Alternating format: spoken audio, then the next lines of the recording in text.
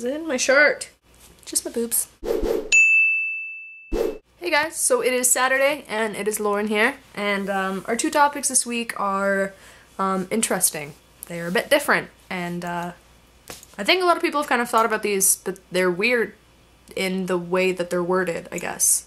But they're cool. So the first topic is what to do if somebody asks you if you are gay and you're kind of in a public place, but you don't want like everybody there to know. It doesn't need to be like a public thing, but then you don't want to be talking to the person and just be like, shh, don't ask that ever.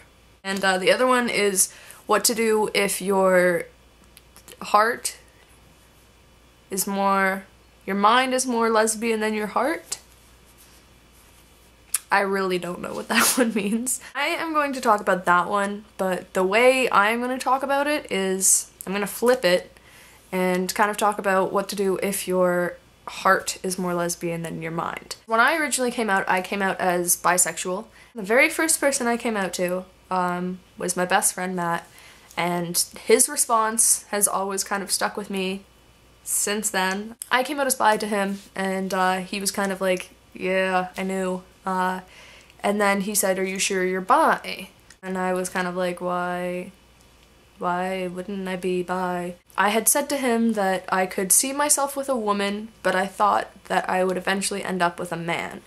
And he kind of looked at me and he said, is that because that is what you want? Or is that because that is what society says that you should want?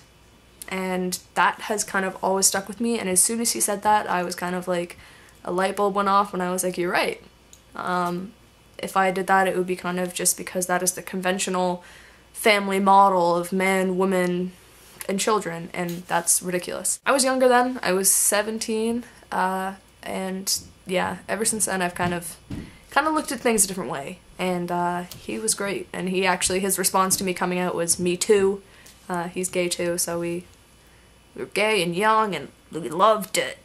And we still do. This is tough, and I completely, wholeheartedly believe that bisexuality exists. I believe that there is no possible way that people are 100% gay, 100% straight, or 50-50.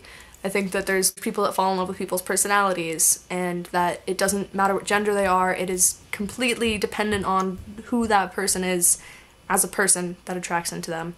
And I believe that there's so many different sexualities that to try to start labeling them is just craziness. But what I want to kind of talk about is more so not listening to what other people tell you. When I kind of came out, people were like, well, are you the man in the relationship or are you the woman in the relationship? And I was like, we are both women, and that's actually what being a lesbian is. Sometimes there's a butch one and sometimes there's a femme one, sometimes they're both femme, sometimes they're both butch. Sometimes you don't know what's going on ever, and that's totally fine. It's not your business what's going on in other people's pants. If you're not touching it, don't worry about it, okay? Just, there it is. And also, I am on crutchies. Guess who was really stupid on Halloween, and I sprained my knee. I don't know what I did, I don't know how I did it.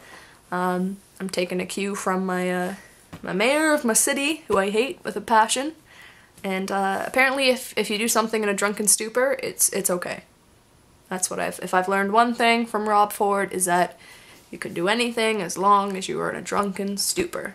If you haven't been following the Rob Ford story, he is our disgraceful mayor of Toronto, who gives our city a horrible, horrible name, and was recently caught on tape smoking crack cocaine. Awesome. And he has been publicly drunk at many an event in Toronto. If you've been to a big event in Toronto, you've probably seen the mayor stumbling around. He's a big round man. He kind of just rolls around the city drunkenly. And he was finally caught in his lie, and he came out a couple days ago saying that he did in fact smoke crack cocaine, but it was in a drunken stupor, so it's okay. So we're gonna, apparently, you know, we should just forget about it because he was drunk.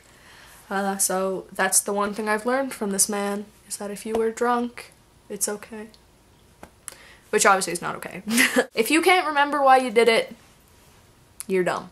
That's my opinion about myself.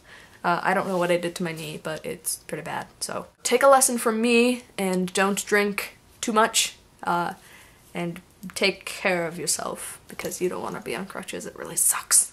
Alright guys, so that is my video this week, and I will say goodbye, and you guys have a great rest of the week, and I'm gonna just pull a Maddie and just